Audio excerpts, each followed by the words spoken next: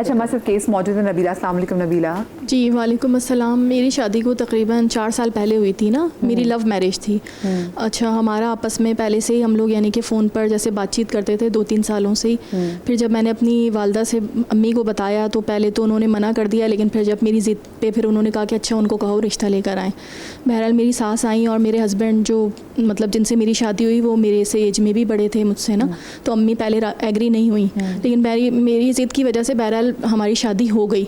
अच्छा शादी के बाद ये था कि सेकंड डे से अच्छा ये तो था कि थोड़े गुस्से वाले थे, लेकिन शादी के बाद मतलब यानी कि जैसे बिल्कुल ही उलट, जो मैं 2-3 साल से जिससे बात करती थी वो बंदा तो समझे वो था ही नहीं, बिल्कुल एग्रेसिव हर चीज़ में। मतलब ये इवन के दूसरे दिन ही किसी बात पे गुस्सा आया, मुक्का मार के शीशा तोड़ दिया। और फिर तो ये मामूली उनका बन गया था, रूटीन थी उनकी कि ना आए दिन बस मेरी बेइज्जती करना, मुझ पर हाथ उठाना, बस इसी तरह ना। ये सब तो मैं खैर सह रही थी, लेकिन फिर ये हुआ कि अम्मी के घर भी बहुत कम जाते थे। अच्छा मेरी खाला की जो बेटियां थीं, 2 बेटियां थीं, बड़ी प्यारी प्यारी सी थीं, तो वो बस खाला के घर जाने के लिए एग्री रहते थे, चलो तुम्हारी खाला के घर चलते हैं, अम्मी के घर नहीं जाते थे। और फिर वहाँ जाकर उनसे बिला फजूल में फ्री होना, और मैं कुछ कहूँ तो कह नहीं मैं तो अपनी बहनें समझता हूँ, इस तरह ना। और फिर ये हुआ कि इसी उसमें मेरी बेटी भी हो गई, 2 साल गुजर गए। और फिर मुझे पता चला कि जैसे फ़ोन पे वगैरह वैसे सैटरडे नाइट तो होते ही नहीं थे घर पे ना, मैं फ्रेंड्स में हूँ, गया हुआ हूँ, ऐसी सब। फिर ये हुआ कि मैंने नोटिस की ये बात कि वो ऑफिस में कोई थी तो उनसे अफेयर था उनका ना। तो बस फिर ये था कि एक दिन तो ऐसा हुआ कि मैंने उनके वॉइस मैसेज, उनका फ़ोन खुला रह गया था, वॉइस मैसेजेस वगैरह सुने, तो वो तो शादी का मतलब यानी कि प्लान बन रहा था और इस तरह ना।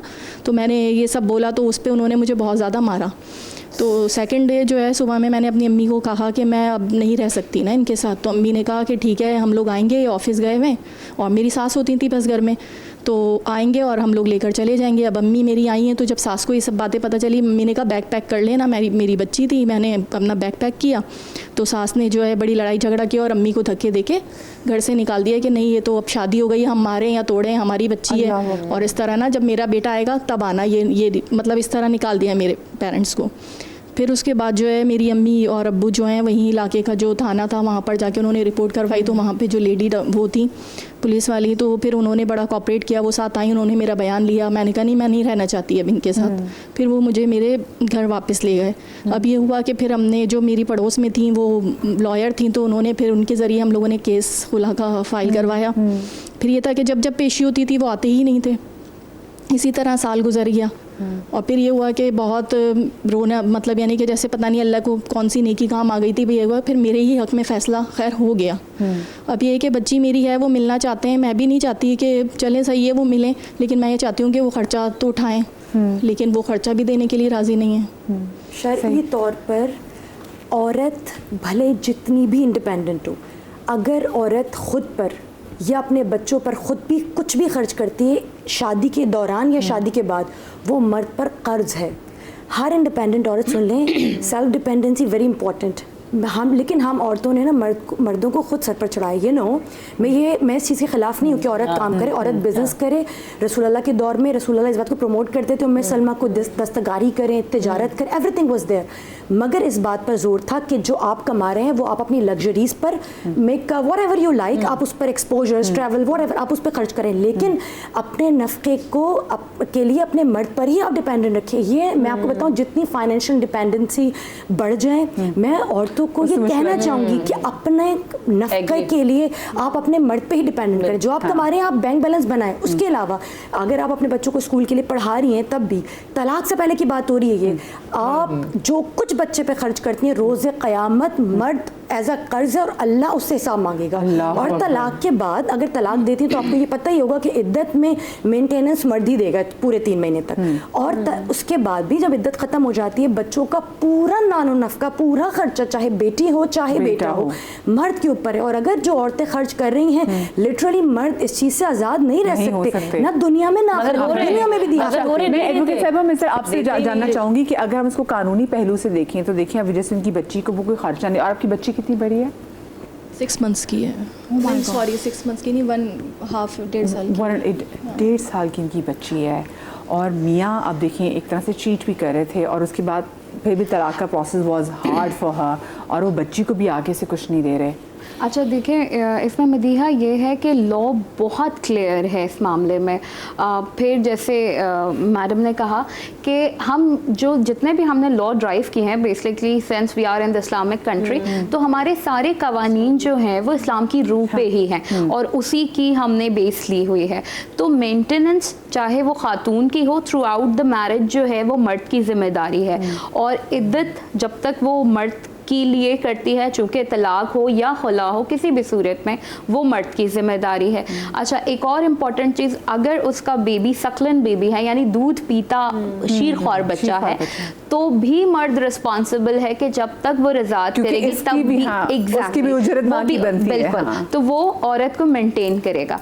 जहाँ तक बच्चे की किफ़ालत का है, तो लॉ हमें ये कहता है कि जिस दिन बाप यानी मेंटेनेंस के केस में अपेयर होता है, कानूनी तकाजा ये है कि फैमिली कोर्ट उसी दिन बच्चे का एक इंटरम मेंटेनेंस यानी आर्जी तौर का खर्चा, कि हम बाद में एविडेंस पे जाएंगे कि उसके क्या रिसोर्सेज हैं, बच्चे का क्या लाइफस्टाइल है, क्या एक्सपेंसेस हैं, मगर एक interim day to day maintenance जो है वो फिक्स कर देते हैं। चूँकि हमारा काम है कोर्ट को असिस्ट करना, तो ऐसा नहीं है कि अगर वो नहीं आ रहे तो हमारे पास रेमेडीज़ नहीं है, उनके वारंट जारी हो सकते हैं, उनको गिरफ्तार किया जा सकता है अगर वो मेंटेन। इसी को यहीं से कंटिन्यू करें, क्योंकि बहुत सारी जगहों पे ऐसा होता है कि अगर आपने कोई केस दायर किया हो तो फिर वो आगे अगली पार्टी जो वो शो अप ही नहीं कर रही होती। तो ऐसी सूरत हाल में क्या ख़वातीन का जो मुकदमा है वो स्ट्रांग होता है या अदालत के सामने वीक पड़ता है, इस हवाले से बात करेंगे। एक ब्रेक के बाद कहीं हो जाएगा, ब्रेक के बाद मिलते हैं।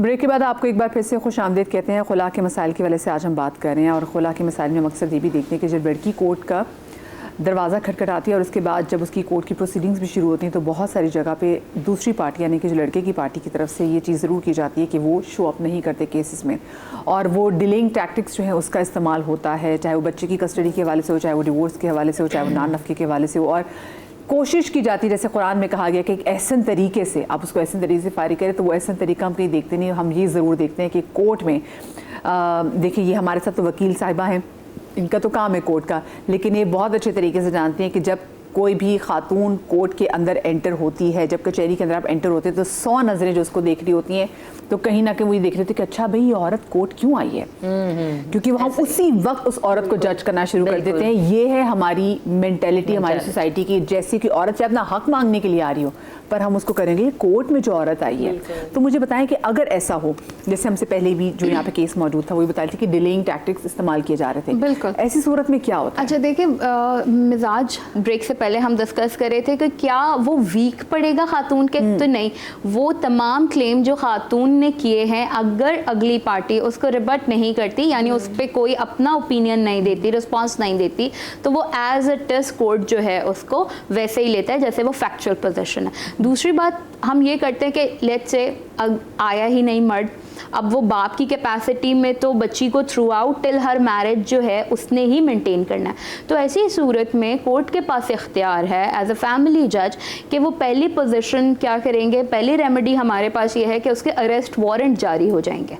फैमिली कोर्ट भी मर्द के अगेंस्ट अरेस्ट वारंट जारी करेगी, यानी वो जहाँ भी है उसकी जो करंट लोकेशन है, करंट एड्रेस है, वहाँ पुलिस के थ्रू उसको अरेस्ट करवा के कोर्ट में प्रेजेंट किया जाएगा। इन केस अगर हम ये समझते हैं कि वो अरेस्ट भी नहीं हुआ, कभी ऐसा है कि वो outside the jurisdiction of Pakistan रहता है, ये कोर्ट के जुरिसडिक्शन से बाहर रहता है, तो उस सूरत में कोर्ट के पास इंफॉर्मेशन उसकी किसी भी प्रॉपर्टी की, किसी भी रिसोर्स की, बैंक अकाउंट की, अब हमें पता है एफबीआर कितना सिस्टमैटिक चलता है, आपके एक सीएनआईसी पे आपकी सारी प्रॉपर्टीज, आपका बैंक अकाउंट, आपके एसेट्स सब आ जाते हैं। तो कोर्ट हैज़ द पावर कि वो वहाँ पे बच्चे की मेंटेनेंस या खातून की मेंटेनेंस लेने के लिए वो प्रॉपर्टीज अटैच कर सकते हैं और वो सेल आउट करके वो वहाँ से बच्चे की मेंटेनेंस जारी करेंगी। अच्छा, ये तो मेंटेनेंस की बात होगी। जो खातून का नान नुफ्का है, जब वो एक औरत जब वो खुला लेने के लिए जाती है, और अक्सर मैं लोगों को देखती हूँ कि लोग अच्छी खासी ज़िंदगी के साल गुजारने के बाद कहीं पे अगर बंदे को लगे और तो बंदा वहाँ पे डिवोर्स दे दे और वो औरत वो जो जिस घर में वो रह रही होती है जिसको उसने खुद बनाया होता है वो रातों रात उस घर से बाहर निकल जाती है। इससे अच्छा तो आप कहते हैं कि वेस्ट में अच्छी चीज़ें कि अगर जब डिवोर्स हो तो उसको पता है कि हाफ चीज़ होगी। यहाँ पे तुम्हारी औरत ही वो जो घर उससे बनाते उससे निकल जाती है। नहीं देखिए, मेंटेनेंस के हवाले से हमारे यहाँ कोई डिफ्रेंशिएट नहीं है कि सिर्फ बच्चे की मेंटेनेंस के लिए ये सारी रेमेडीज़ ली जाएंगी।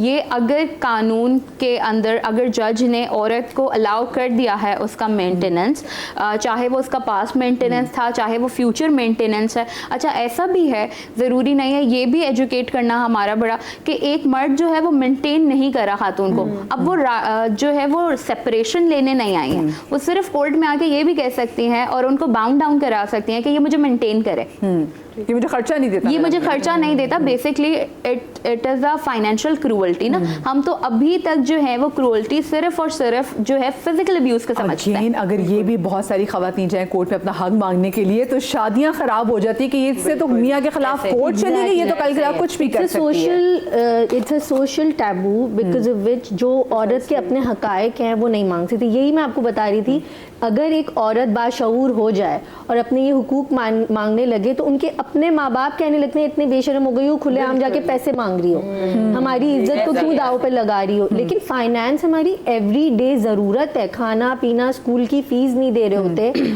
और मुतालबा करने के बावजूद भी औरत को लालची बोलते हैं। यहाँ पे ये जैसे हमने पहले बात की कि हम खुला तक तो आए हैं, मगर हमें एजुकेट ये भी करना है कि जब निकाह हो रहा है तो वो जो डॉक्यूमेंट है बेसिकली वो बड़ा इम्पोर्टेंट है। वो जो काटम पीटियाँ पहले से होके आती हैं वो ना सिर्फ औरत को उस पर बात करनी चाहिए बल्कि अब पेरेंट्स को उस पर बात करनी चाहिए कि ये अगर दिया है तो ये शरई तकाज़ों को पूरा करते हुए कानून साजी की गई है औरत को सिक्योर करने के लिए। अगर आप निकाहनामा को हम थॉरली पढ़े तो उसमें मेंटेनेंस आपको अलाउ होती है कि आप कितना नान नफका देंगी, आपको पावर ऑफ डिवोर्स डेलीगेट किया गया है नहीं, आया महर के अलावा कोई जायदाद लिखी है या नहीं, कोई गिफ्ट दिया है तो वो कैसे दिया। तो जो बात मैंने बिल्कुल शुरू में की थी कि सिविल कॉन्ट्रैक्ट है, बेसिकली उसको अगर हम वैसे ही फिल आउट करें, नहीं अगर जो ना दे सकें, जिनकी हैसियत ही ना हो, जो ना कर सकें बेचारे, देखें ऐसे भी लोग हैं, फिर वही बात है ये निकाह जो है वो इजाब कबूल है ना, यानी एक ऑफर आई जब तक मैं उसको एक्सेप्ट ही नहीं करी तो निकाह कंप्लीट ही नहीं हुआ, तो वो तो म्यूचुअल एक्सेप्टेंस है। वो करके भी फिर लड़कियां फंस जाती हैं, लेकिन बहुत अच्छी बात बल्कि फंस जाती हैं पढ़ने की।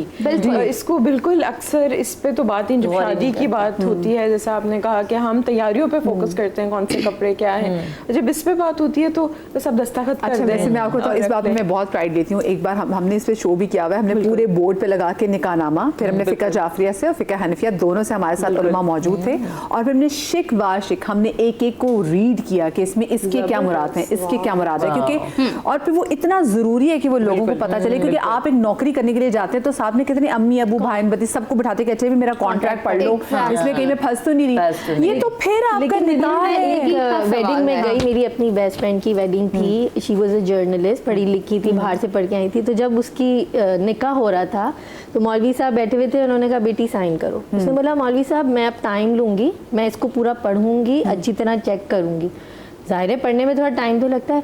जो बेचैनी, जो अल्फाज उसके लिए इस्तेमाल होना शुरू हो गए, जो ससुराल की तरफ से तनकीदें शुरू हो गई कि ये तो निकाह के टाइम पे तलाक की बातें करी, इतना वो पढ़ने की सिर्फ बात वो पढ़ रही थी खाली, और वो कह रही थी कि ये मैं कॉन्ट्रैक्ट समझ के देख के जहाँ जो लिखना है वो करूंगी, ये मेरी जिंदगी का मामला है, राइट। और आप सोच नहीं सकती कि उस वक्त उस हॉल में कितना टेंशन था, ना सिर्फ माँ बाप और ससुराल बल्कि मेहमानों ने बुरा भला बोलना शुरू कर दिया। वो तो चाहे उसकी तरफ से हो या लड़के वालों की तरफ से हो। अब तो ये हो गया ना कि अच्छा जी निकाह होने वाला है, पहले ही से ही आप निकाह नामा पढ़वा दें, और आप अपनी बता दें कि भाई वहाँ पे तमाशा ना हो, यही वाली बात पे कि इस तरह की चीजें कहना, ये तो नहीं लोग कैसे बोलते हैं, मैं लोगों की बात बता रही हूँ। इन्हें लोग कहते हैं कि तमाशा ना हो, कि जी पहले से ही आप इन चीजों को सॉर्ट आउट करें कि ये बाद में आप लोग है ना फिर कहेंगे जी तमाशा हो रहा है। अच्छा, हमारे साथ एक केस भी यहाँ पर मौजूद